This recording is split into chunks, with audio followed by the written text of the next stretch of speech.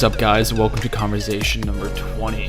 I cannot believe that I'm here already. I feel like I was just talking about getting to conversation number 10 and that being a huge milestone, and this is a huge milestone as well. I'm very excited to be here, to keep on doing these, to keep on having interactions with you guys throughout the day, throughout the week, and the ensuing months.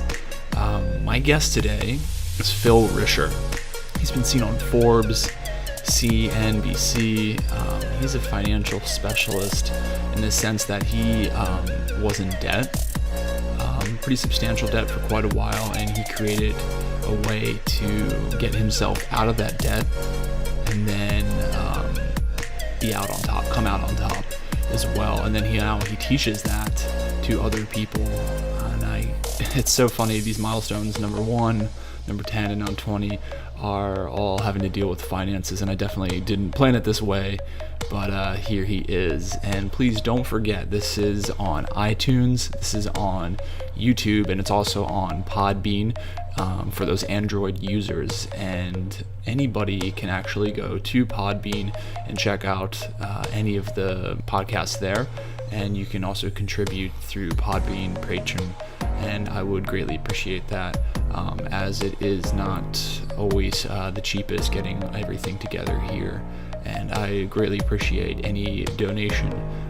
truly, because this is my absolute passion, as all of you guys know that have been listening and that are repeat listeners and new listeners. I welcome you. Thank you so much for being here today. So without further ado, Phil, welcome.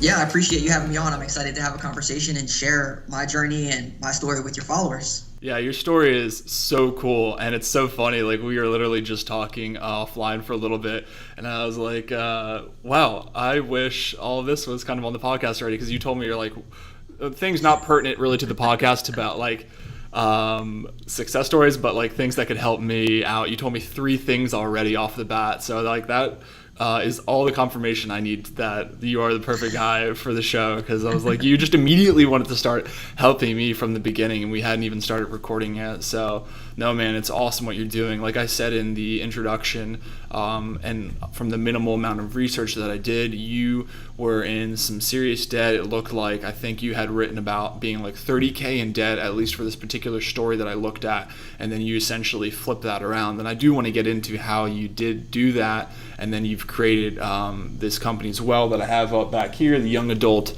Survival Guide, to help teach others and to help people kind of find their stride on how to figure out how to get back on their feet as well. And that is absolutely what this podcast is about, is 1, figuring out how to do it yourself, maybe like you did in your story, and then even more so taking it to that next circle, breaking out and being able to figure out how to help other people with that as well.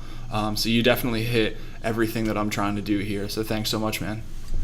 Yeah, for sure. I'm excited. How did you get in a position to where you were 30K in debt? Yeah, all that is actually student loans. So I went to college and I had to take out loans. And when I graduated, I had $30,000 in student loans. And luckily I stayed away from credit card debt and other debt that you can get into. Ooh, that's nasty. Yeah, the average college graduate has like $3,000 in credit card debt now, and it's crazy. So I stayed away from that, but I had $30,000 in student loan debt when I graduated. Oh wow, that seems to be. Oh man, I was actually just listening to. Oh man, what was his name? I can't remember. Doesn't matter right now. But he was talking about student loan debt and how just big of a problem it is in the last few years, and how it can continue to be a huge problem. And I know I have a lot of friends that are dealing with that as well, so I really do hope this can help them, and actually whoever is listening as well, obviously, because you were in their shoes, and that's tough, man. $30,000 in student loan debt is definitely no joke, but like you said, thankfully you weren't in like the credit card debt, because I actually do know a lot of people that are in pretty bad credit card debt, and I actually don't know what the interest rates are for student loans or how that works. I never had those myself, but I do know the credit cards can absolutely be an endless pit to get sucked into. Yeah, student loans. So for mine, I had federal student loans, and I didn't actually take out any other student loans from outside vendors. And usually student loans are around like 3, 4, 5, 6% interest rate when they're federal. But then your credit card debt is like 20% minimum. Yeah, that's what I'm saying. Annuals. Yeah, so credit card debt is just, it's a pit because the compound interest will just kill you. But for me, when I paid off my student loans, since I only had federal student loans, I looked at the highest interest rates first. And typically, when I look at helping someone pay off debt, and I created a course on my blog about it, it's free, but pretty much is to organize all your debt. So if you have credit cards and student loans and a car payment and a mortgage and all that stuff, whatever, I always put it all together in one spreadsheet, and then you look at the total amounts and then the interest rates. And if you only have student loans, I would recommend just paying off the highest interest rate first. If you have a bunch of different debts, like credit cards and student loans, then I would start with the smallest amount first and start paying that off. It's called the debt snowball approach. Interesting. But for me, since I only had, what was that? No, I just said that's pretty interesting that you're saying when you're dealing with the interest, you want to start with the highest interest one, but when you're dealing with amounts, perhaps you want to start with the smallest amount and be able to get that snowball effect. Yeah, there's a guy named Dave Ramsey, he's like the guru of, he has a program called Financial Peace University, and he talks about just using the debt snowball approach, which is no matter your debts, just start with the smallest amount. For me personally, since I only had a student loan debt, it was more advantageous to start with the highest interest rate because there's different types of student loans, and if you're smart about it, you can pay them off at a more accelerated pace if you just focus on the interest rates, which that's what I did. But if they need help with that, I have stuff on my blog that will help, but pretty much organizing everything, because a lot of people don't even know how much debt they have. They're just like, yeah, I have debt, and I know I should probably save money, but that's the extent of it, and there's no real plan or anything. So organizing everything and coming up with a plan is how you pay off debt. Absolutely, yeah. Yeah, and so that's exactly what I did when I graduated. I graduated college in 2012, and I had $30,000 in debt, and it made it my goal to pay that off in 12 months. And I started working at Enterprise Rent-A-Car, and I was making $48,000 a year. And I pretty much just set up a strict budget that, okay, I have $30,000 in debt. If I divide that by 12 months, that's $2,500 a month. And I was making $3,000 a month at my job. So if you take that minus that, and I'll have $500 to live on. And so pretty much if I just stick to that plan for 12 months and live off $500, then I'll be able to pay off my loans. And that's how it worked out. But that's incredible. I mean, obviously you did it, but what if somebody's listening and they're like, holy crap, Phil, how did you live off of $500 a month though? Yeah, that's a good question, and that's what always comes up. For me specifically, I had the opportunity to, my parents were divorced growing up, and I never lived with my dad before, and when I graduated, my mom moved away, and I didn't really have anywhere to go, so I was either going to rent a room for like really cheap, or I was going to move into my dad's basement. And I called him and I asked him, hey, I never lived with you before, can I move in? And he was a little apprehensive at first, but then we started talking about, like, I'll be an on-call babysitter if you need someone, and I'll cut the grass once a week, and I'll do the dishes, and I just tried to find ways to add value in other ways. Absolutely. And so for the first year, I didn't pay any rent, which I was very lucky, but I didn't really go out much. I didn't have money to spend, and I was a babysitter. I had 2 young brothers, and so it's just a little bit of sacrifice now. Yeah. If you live like no one else now, later you can live like no one else. And that was my whole mantra, was like, I'm going to sacrifice now, and then later I can do cool stuff. I can't, yeah. And even if I can't agree with you more, man. Even if I didn't live in his basement, I would have lived in someone else's basement and paid them like $300 or $400 and just like even scraped by even less. But I know some people, they do it in 3 years, right? You got to make some sacrifices, though. It might not be feasible to do it in 1 year because you don't have a free place to live in. But that doesn't mean that all hope is lost and you should just make excuses, Absolutely. Yeah, you made a ton of good points there, and sacrifice is definitely one of the ones that stands out most to me. And like you said, if it wasn't your dad's basement, it would have been someone else's basement. And a lot of people maybe can't, they're too proud to be able to do something like that. But just like you said, again, another good point is that you got to be able to essentially suck it up and get over your pride for that year, or for that 2 years, or that 3 years, so that you can consolidate as much debt as possible, get rid of it, eliminate it completely from your life, so that after that you don't have that burden for how long, because obviously that interest helps it compound, and you're going to pay up or pay more in the long run. So you want to be able to, like I said, suck it up for the first year, for however long that works for you, and you got to find a way to do it. And you do have to have a lot of sacrifice to be able to do that, and you did just that.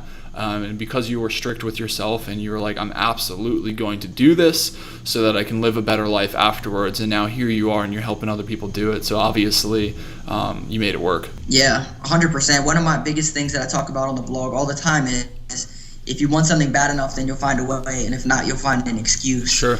And maybe my path isn't right for a viewer, or maybe my path isn't right for someone else, but that doesn't mean that all hope is lost. And it might be a different strategy, and you're going to create your own story, but don't just write it off and say, like, I can never do that, because if you really want something, you'll figure it out. Yeah, absolutely. And it's funny how a lot of things that I've talked about on the show, at least, are not black and white, but I think when it comes to getting something done, it pretty much is. You're either going to, like you said, find a way to do it, or you're going to create an excuse in your head. And now there are some other variables that come into play sometimes, but I think for the most part, it's safe to say something like that. If you really want to get something done, just go do it.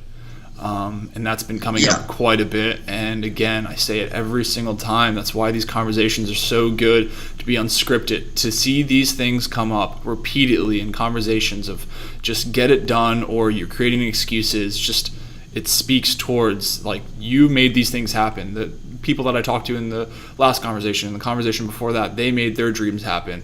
They're going out there, they're not making excuses, and sure, they're hitting hardships and they're seeing a ton of hurdles in their way. And I mean, $30,000 is a ton of money. Like, it's probably easier now in retrospect to be like, yeah, I did it. But I think before you started it and you had no idea whether you were going to succeed or you were going to fail at paying that stuff off and it being a burden, it was probably pretty scary.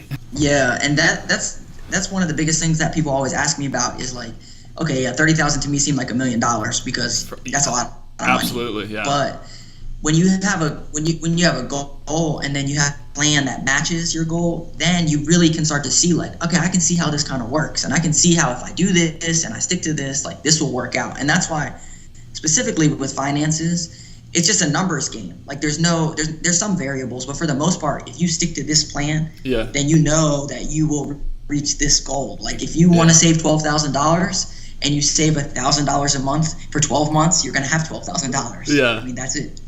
It's pretty simple. The key is that you have to have that plan, because if you don't have a plan, then it's just a wish. You don't really have the way to get there. You just have, I want to be successful. What does that even mean? Yeah, for sure. It is cut and dry. I think the easy part is figuring out the math to be able to obtain your goal, but the hard part is being able to stick towards it or stick to it and be able to execute that, month by month by month. And like things that have worked for me in the past when I've wanted to save X amount of money per year or per whatever, pay off my truck or whatever it was, then once I came up with that number, I just did like an auto payment, just like, people would have with literally anything, whether it be credit cards or rent or anything that you can think of that you paid. But equally, when I was saving, especially when I first started saving, yes, because there was a time in my life when I had no idea even how to save, which is totally fine. There's people at all different stages of it, right? Totally. But for me, like when I was like, all I could swing was like, whatever, 50 or $100 a month.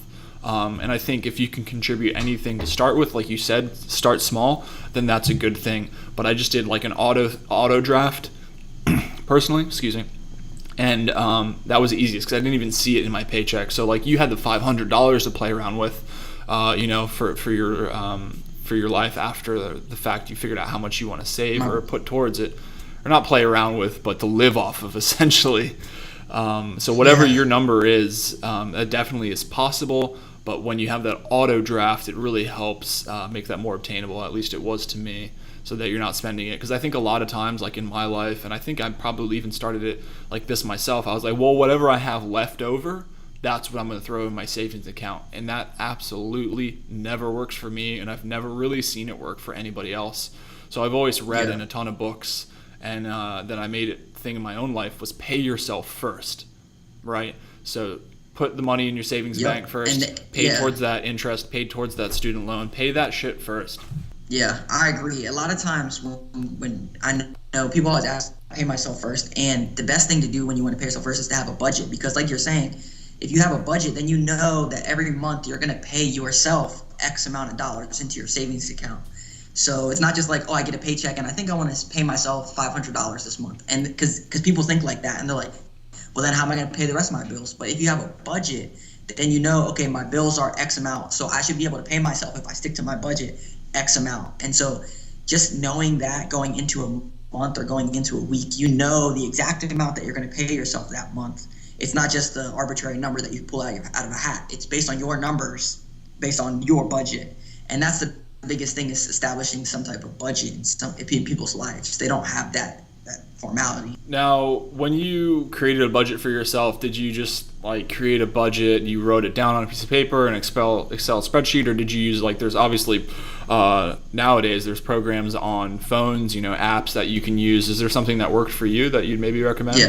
Yeah, people, when I first started my blog about 2 years ago, people were asking me, what is this magical budget that you have? And I actually put my budget on my blog, so if people want it, they can go, and you can actually make it right on my blog, or you can download it and make it yourself. But it's very simple. What I do personally is I look at how much money do I make each month. So in that situation we just talked about, I was making $3,000 a month. And then I look at all my monthly expenses, like my set expenses, like rent, like my cell phone bill, my car insurance. So those are all expenses that they're not going to change month to month. So I put all those in. And then the real key to sticking to any budget is having weekly expenses. And your weekly expenses are like eating out. Like, people are going to just go and eat out every day, which is fine if it's in the budget, but you have to make sure that you track those expenses, because it's $5 here, $10 there. And that's why your weekly expenses are so important.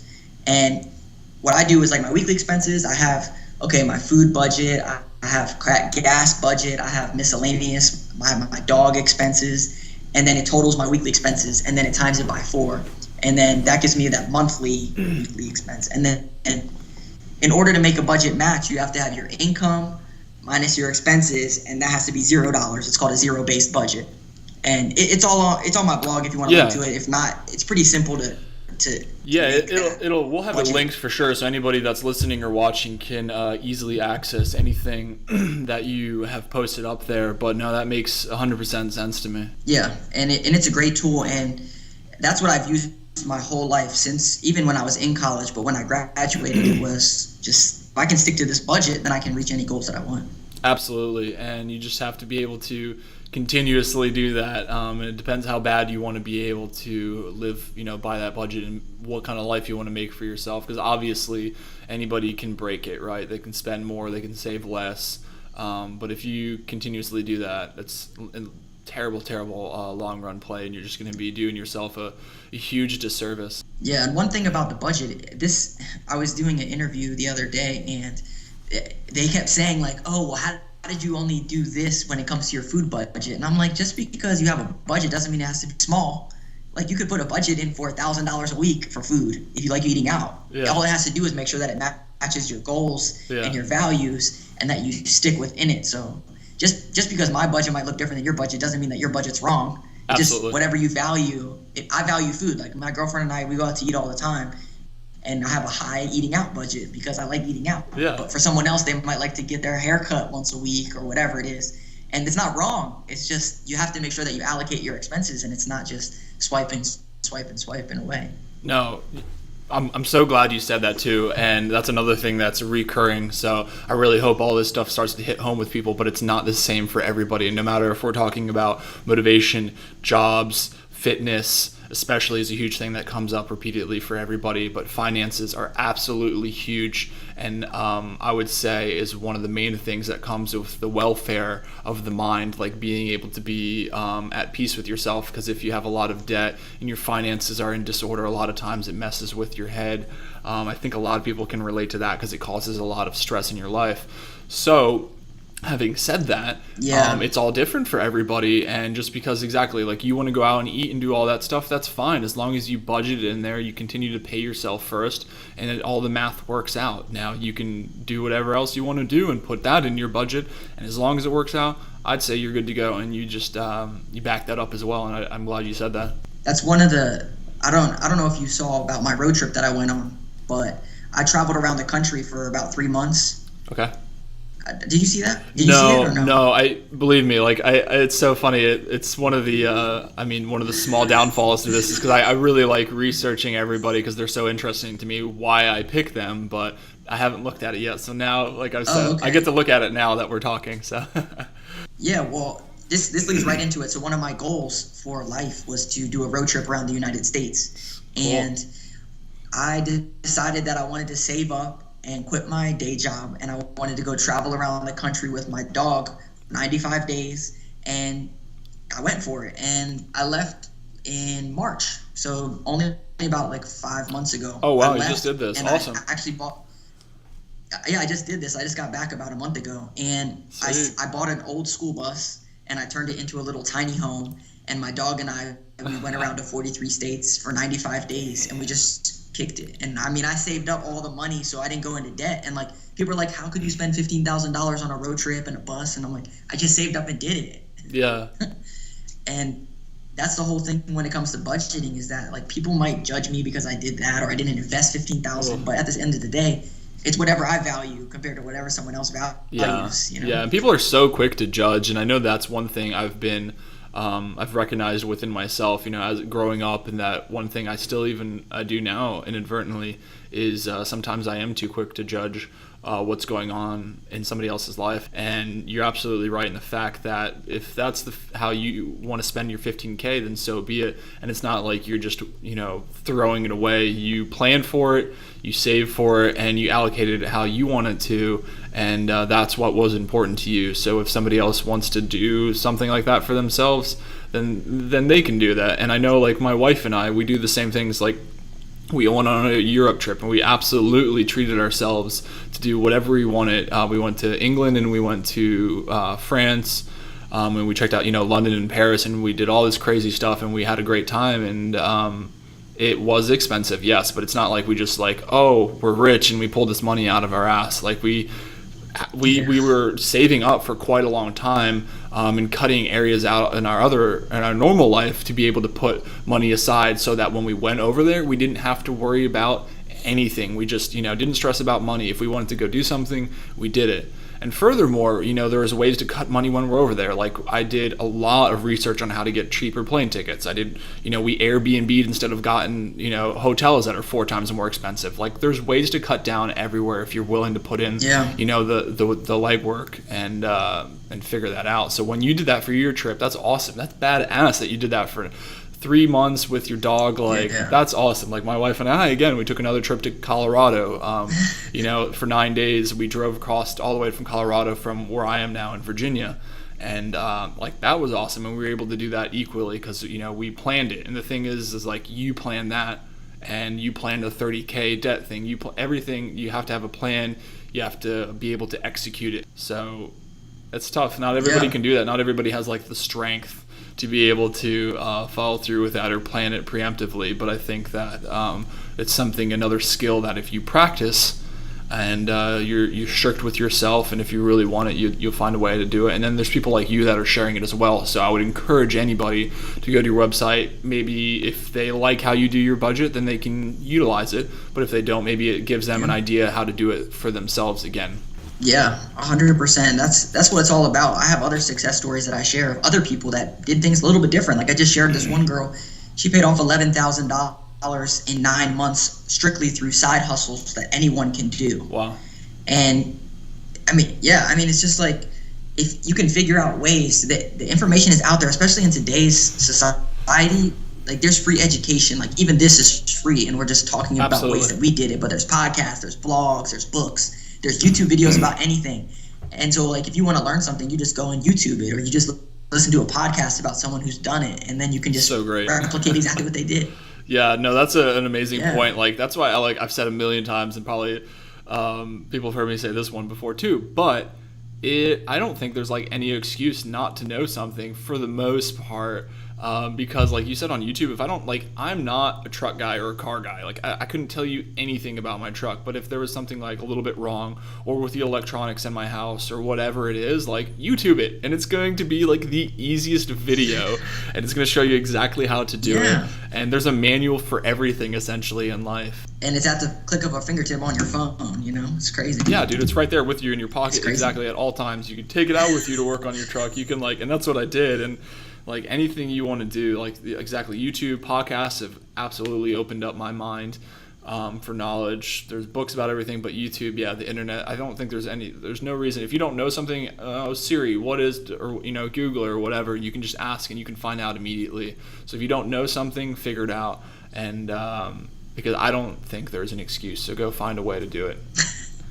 Yeah, There's going to be somebody there that's going to help you, and like it's tough. It's not going to be easy. So I'm like, oh, I don't know how to do it. Let's just YouTube how to get my finances in order. It's going to happen. Like you have to put in the the sweat equity to be able to ensue and get after and complete something like that.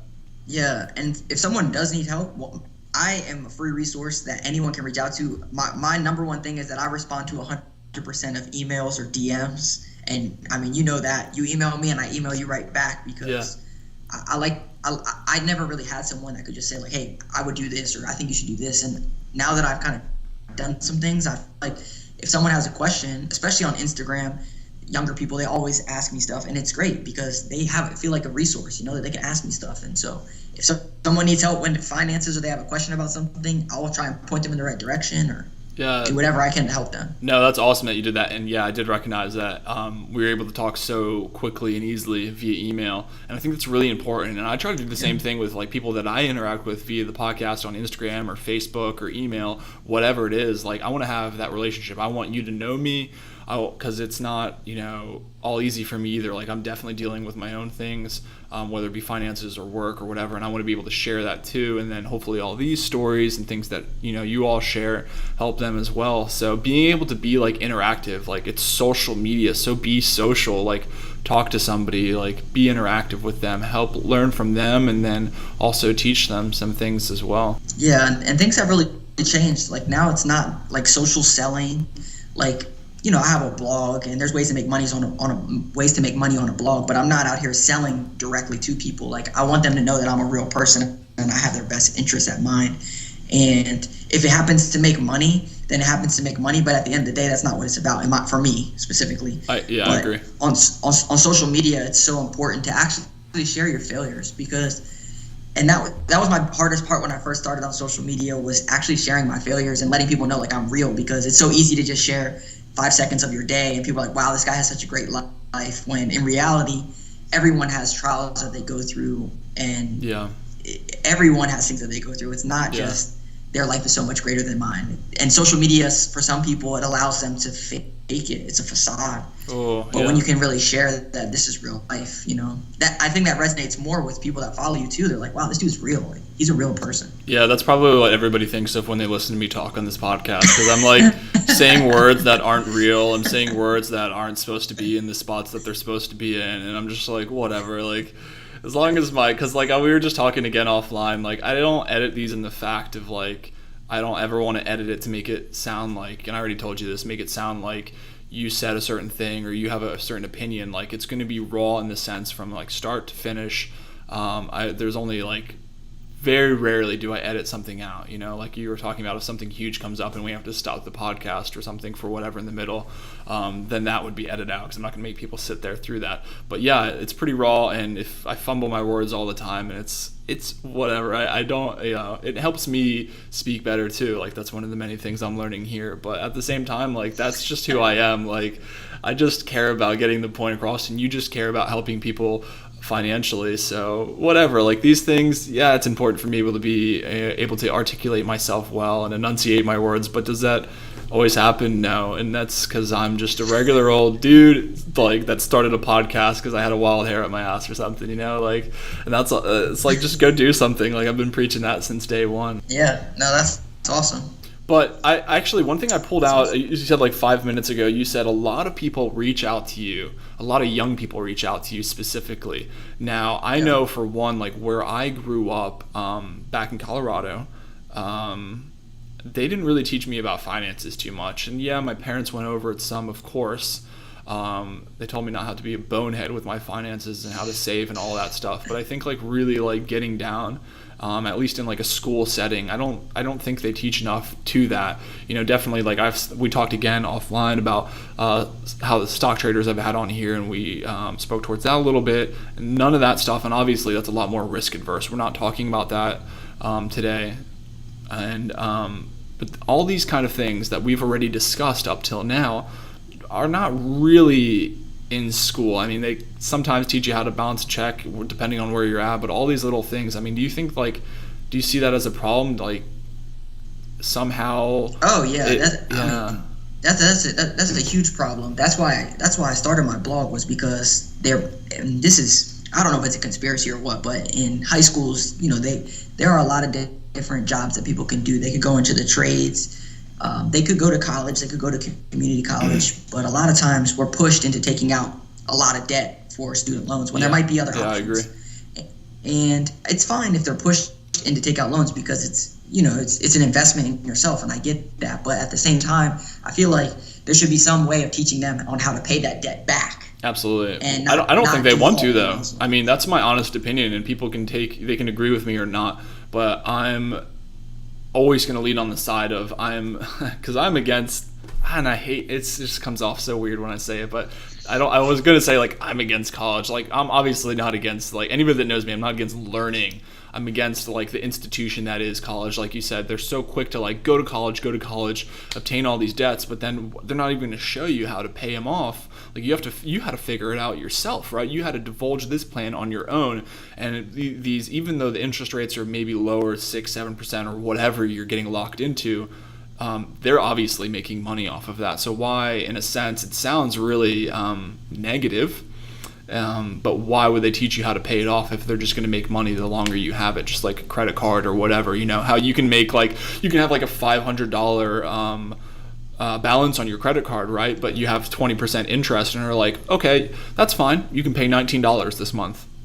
Oh, and people are like, if they don't know anything and they've never known a thing in their life, they'll be like, oh, I can just pay $19, and they don't realize like next month it's not just going to be that $489 or 80 whatever $91. I'm so terrible at math, or whatever the balance is. It's going to be more than that because of that interest. And simple things like that might sound obvious to you or me or to anybody listening, but I think people that are coming, or kids that are coming right out of school at certain points in their life like that, don't know these simple things, and they don't know that buying a car that they can't afford with the extremely 18% interest as well is a terrible thing, because you're going to be paying the interest off for X amount of years, or whatever example you want to have here. And I just, it's my firm belief that somehow, and I wish I had an answer how we can help help just put this into those kind of institutions like high school and colleges.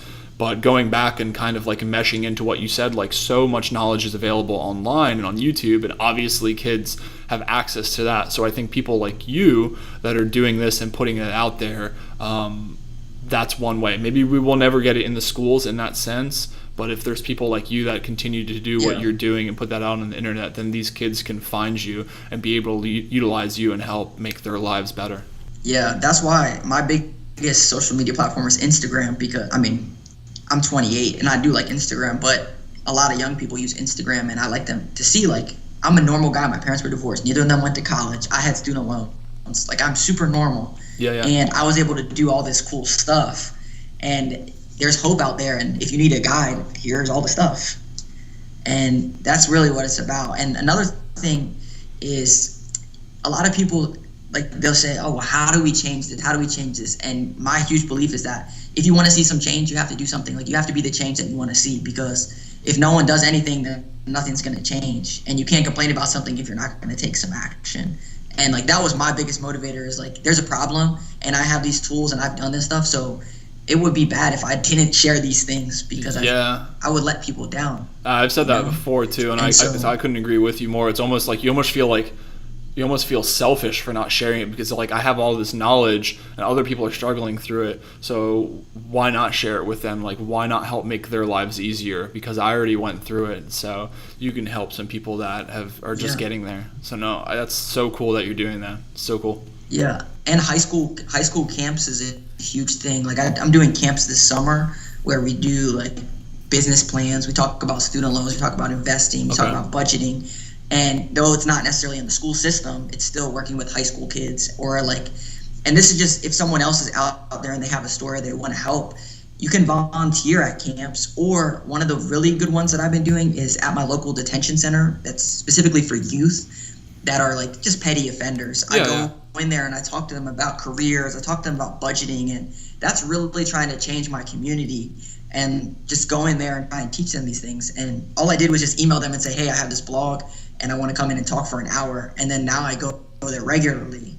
And you don't have to have like a super huge platform. You just have to ask, because if you don't ask, the answer is always no. And absolutely, if anyone's out there watching this and they wanted, where can I start, or how can I start, or where can I change something, just email some people in your community. And I promise you, like, if you do it enough, they'll say, like, yeah, why don't you come in as a volunteer? It's free. Why would you not come in?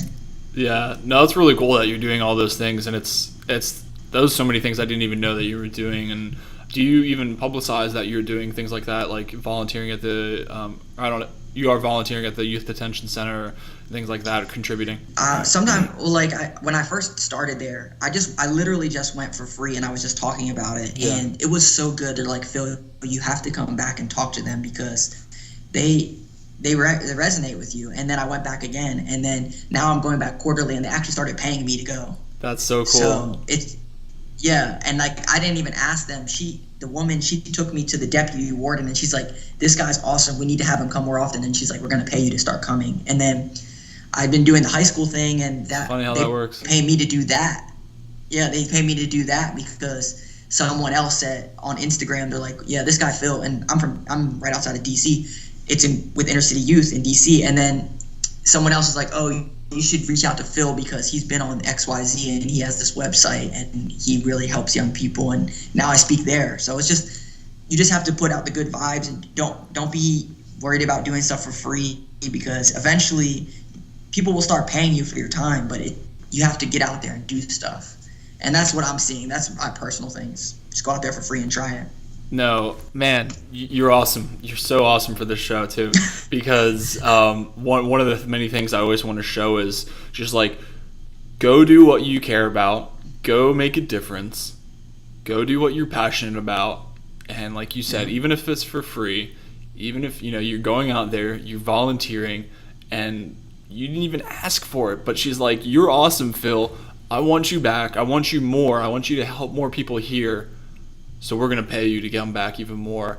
And that's just like, boom, couldn't even plan it better yourself.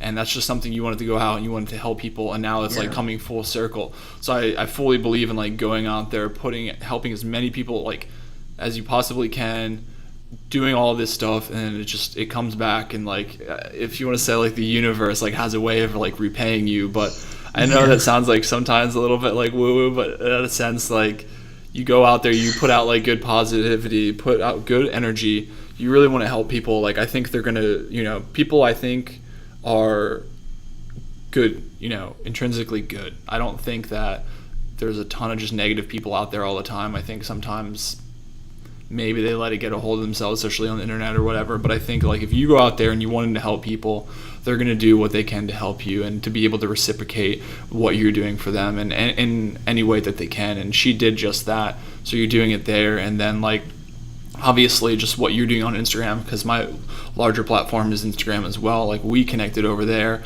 I could see what you're doing there. And then now I want to be able to help, with I'm obviously still growing myself, but I want to be able to help as well. And then there's a ton of people that I know of that if anybody's listening from like my last job more recently, then they were always asking me, because I know a little bit about finances as well, like simple stuff that, I've touched on a little bit already, piggybacking on top of you, and I've tried to share that with them. So I really hope that, those people listening and any other person listening could be able to benefit off of this as well. Yeah, another thing that I wanted to tell you is if someone out there wants to get paid to speak, then, because I know that's kind of like a lucrative thing that people are like, wow, I want to speak here and it'd be nice to get paid. One thing that I did was first I joined this thing called Toastmasters, and Toastmasters is like groups in your local community, and there's probably 10 right around where I live, but I joined one that has members that also get paid to speak, and I did that, and we meet every other Tuesday, and pretty much it's just public speaking for about 5 to 7 minutes, and you just practice speaking in front of people. Oh, wow. And they count your ums, they count your likes, they count your uhs, and they tell you like you need to get better at this and this, and use your hands more and use your hands less, all that stuff. And then it gave me the confidence that I was like, I can speak anywhere, I'm confident. And that's when I really started getting out there, and I reached out to my college that I went to, and I said, hey, can I come and do a free personal finance workshop? sharing my story. And they're like, yeah, sure, we'd love that, an alumni coming back. And then now it's a regular thing. That's so cool. And it's just getting that confidence. Yeah, just getting that confidence and building it up in them. If you want to practice, start a YouTube channel. Just start a YouTube channel and start talking. And tell me about that's it. a great practice there. Yeah. It's so awkward. Like, it's so funny to do it. Like, that's not, there is one of the, I guess, I don't know if it was really, like, I never really had like a huge problem with it and more in recent years, but definitely growing up, I had a huge fear of talking in front of people. And I would like just stop. Just like in a bad dream, I would just be up in front of people and I would stop talking and just be like staring at people and not know what to say. And not until I was like in certain leadership positions did that be able to evolve. But I was kind of like forced into it. And then you kind of figure out what works. And then especially now on these mediums, because not just on iTunes, obviously, but it's on YouTube as well, and it's weird having like a one-way audience. But then when I go back and I watch myself, I'm able to be like, oh my god, I can't believe my face was doing that the whole entire time, or I was picking my whatever, like my finger, I was flipping my finger around or something, or whatever it is. But I think that, so without getting too far off track, like if you're bad at public speaking, there's workshops out there. If you're bad at writing or whatever, I'm sure there's going to be something out there for everything. And then being able to not only learn from the workshop, but then like go apply it, like you said, at like a college or somewhere else, and then go be able to help people out with that once you, well, I guess that would help you practice as well too. Yeah, you just keep building, and then you're not scared of anything. Yeah, it's funny how it works out. Like, yeah. The first, I remember I did a student loan workshop on the news, on our local news channel, and it was live. I didn't know it was going to be live, and I went in, and she's like, are you good to be live? And I said, yeah, I'm in Toastmasters. And she's like, you're in Toastmasters, you'll be fine. Just pretend it's one of your speeches. So it works out. Like, and then one time I was doing an interview on the radio, and I didn't know it was live again. And afterwards, he's like, do you do Toastmasters? And I'm like, yeah, I do. He's like, I could tell you stayed within your time slots. Thanks. That's really funny. Yeah. That's great. Toastmasters is awesome. I'm sure there's plenty of things out there like that for anything that anybody wants to do, and I'm sure with a little bit of internet research, like we were talking about, somebody could figure out how to get better at whatever they're trying to do. But in regards to young adult survival guide, so all this stuff that we've been talking about, based on finances and anything that's been wrapped into that bundle, are you just collectively calling all of this like that, this project or this business that you're making the young adult survival guide? Yeah, so Young Adult Survival Guide I started as a blog, really just putting up that budget template and just sharing my thoughts on different things like retirement accounts, budgeting, and then it really just blossomed into like speaking, and I share pretty much all of this stuff, not necessarily the technicalities of like the Canva or whatever, Hero, and like all the back end type stuff. It's more the front end stuff of like personal finances, traveling, budgeting, because my trip that I went on, I share a lot about like how much did that cost me, how did I budget that amount of money, how did I even convert a school bus into a tiny home, and how much did that cost, and all those type of things.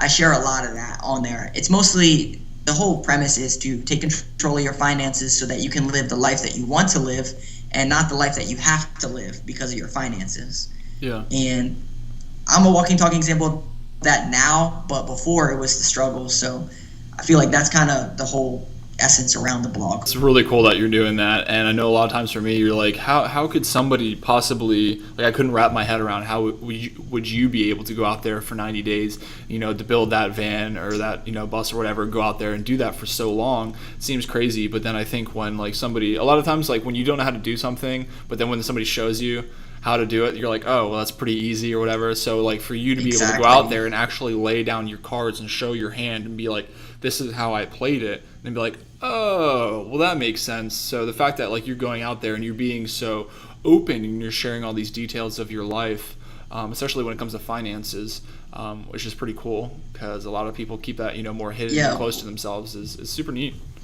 Yeah, when you're open with people, it's really cool because people ask me all the time, like, well, how do you come up with your next blog post? You've been doing this for 2 years. How do you come up with stuff? And when you're open with people and you have open dialogue, people will literally tell you, like, hey, can you do a video on this? Or can you do a blog post about this? Or they'll ask you questions, and then you just turn that into a blog post. And then it's like, because a lot of people are probably thinking that just one person says that. And so that's why, like, on my Instagram and my stories, I'll ask questions in there, and I'll be like, hey, do you spend more money on food or gas each week? And then like I'll be able to use that into my blog post. Yeah, it's such a powerful tool. Or like, hey, Yeah, and just asking people like, what do you want to know about? Do you want to know about personal finance? Do you want me to find a person who did side hustles to pay off debt or whatever it is? And then people will literally tell you like, I want to read this or I want to do this. But if you don't have that rapport, then it's really awkward at first to ask people questions like that. Yeah, totally. You know? And again, Instagram comes up as a huge giant in the industry to be able to have that interaction with your listeners or your viewers or whatever, whatever kind of people you have going on there. But to be able to ask questions and be able to have them almost create, they're not creating the content for you, but creating the subject, and then you go in there and you be able to do the work and be able to actually create the content. It's really neat that you can do that. But you're right, you do have to have that kind of level with your subscribers, if you will, to that openness so that they know that what you're asking, like you're no BS, like you're legitimately asking, and they're going to go in there and they want to legitimately know because you're going to come in and you're going to deliver. Yeah, I agree 100%. Sorry. No worries. And it's so funny you were talking about, Can't edit that one. Yeah, right. We'll keep that in there. I've already said probably 30 stupid things, but and it's funny you talked about like the back end stuff. Like I had written down here.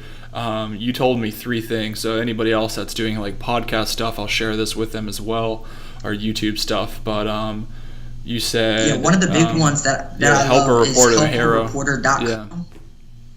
Yeah. And Hero. The reason is even if you don't have a podcast or you don't have a blog, even if you just want to use it for professional development, it's reporters that are looking to interview subject matter experts. So whatever industry you work in, or even if you know something about sports or traveling or food or whatever, it's reporters looking to interview real people and then put them into their articles. So like for me, on my resume, I've been featured in like Forbes and CNBC. So in my personal resume, if I were applying for jobs, I would have in there like, hey, I was featured in Forbes. That's pretty cool. I'm a subject matter expert on XYZ.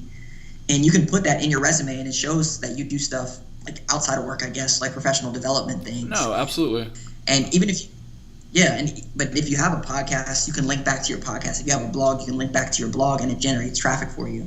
So there's 2 different ways, or you can link it to your LinkedIn profile and have people go there. So it's an awesome tool when it's free. So yeah, and it's a huge. It seems like a huge mutual benefit for both parties involved, because it's obviously helping you. You get again to practice like talking or speaking or writing, and then it helps get your name out there, your product out there, whatever you're doing, and then it also helps this person with their project that they're doing. So that was definitely one thing that I think I may have heard in the past, completely forgot about it with all the noise going on, but definitely going to check it out now. And then you were also talking about, for like YouTube, Canvas, they have all these preloaded dimensions for things that you can edit. Yeah, Canva. So Canva, it's Canva.com. Okay, and Canva. Okay. If you want to make like a resume, or a lot of people, they reach out to me and they're like, hey, I want to start a blog of my own. How do I create a logo? And Canva actually has logos that you can customize and create. They have preset ones, but then they also have ones that you can customize and change things and make cool logos. And you can make flyers, you can make resume, cover letters, all that stuff on Canva, and it's all free. And they have stock photos you can put in, they have fonts you can change, and I have the app and I do it on my phone too, but it's all free and it looks professionally done. Wow. So I always recommend using that too. Yeah, it's really cool. You're definitely a wealth of knowledge with all this stuff, and it's just like, it's trial and error. Like you obviously didn't know all this stuff like right when you started doing everything that you started. No. And neither did I. And it's like, that's kind of like, we always talk about, like, at least in this podcast, setting goals and be able to attain them. But I just talked to my last podcast with Lindsay. We were talking about that goals are obviously a good thing, but and as cliche as it may sound sometimes, the journey is like how you go about obtaining those goals, or this process of learning how to be a blogger, learning to help people with their finances, me learning the podcast, your YouTube, everything. Like, it's actually really fun. And then when I face a lot of adversity in the sense of like I mess up audio and video or whatever I'm doing, and then I figure out a better way to do it, and then I learn it better as a result, because somebody didn't just be like, hey, do it this way. But when I've like struggled through it myself, and I figure out probably an even better way to do it, and a way that works best for me. So it works good to like share ideas, but it also works good to be able to go through and do it yourself and be able to figure out what works or does not work for you. Yeah, I agree 100% with that. It's all, You learn stuff by failing, and if you don't fail, you're not learning. So we talked about your website, we talked about your company, and we talked about Instagram. Are there any other platforms that you're trying to reach people with? I have pretty much everything. I have a YouTube channel where I share I actually did weekly video logs of my trip. So if you wanted to follow on my trip, if they want to see a tour of the school bus that I did a tour when I was in New Mexico, and if they want to see the conversion from a tiny school bus into a tiny home, I put that up there. And I do weekly videos on YouTube about just like quick stuff, like how did I buy my condo with cash, or how did I become an automatic millionaire, like stuff like that. But I make it like 3 minutes. Facebook, I don't really do Facebook that much, but I have a page. People could like that there. But Instagram's the biggest one because I really like reaching younger people, and Instagram's the one for it. Yeah, absolutely. So, and what, for everybody that's listening, how do they find you on Instagram?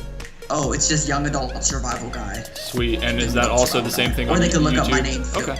Phil Risher, Young Adult Survival Guide. Same Same thing on YouTube. Yeah. Awesome. Cool, man. Wow. Again, I'm sure, like we were talking again offline, like I'd love to have you on again at a later point, much like a lot of people here, whenever I do start doing that again. But man, no, thank you so much for your time and for everything that you've described here. I think is very, very beneficial to everybody that's been listening and that's been watching. Like a lot of times, I've been in a lot of the occasions and a lot of the positions that you've described in throughout my life, and I wish I had known a little bit better. You probably would have saved me quite a bit of pain, with debt or not knowing how to do something. So I really do hope that somebody listening here would be like, oh shit, this is awesome. This is just what I need to hear right now. I've been struggling with XYZ. I'm going to go check out a site and at least help, put those, that train onto the right tracks and head it in the right direction. So it's really cool. And obviously we talked about you being open, but no, regardless, I do appreciate you being open here as well, even though like that's definitely your MO. But and I know you're going to continue doing that, man. So it's super cool, and I'm very excited to continue to watch your journey and how you're like giving back and building this. Yeah, I appreciate you having me on. And again, if I can help anyone, feel free to reach out to me. I'm an open book.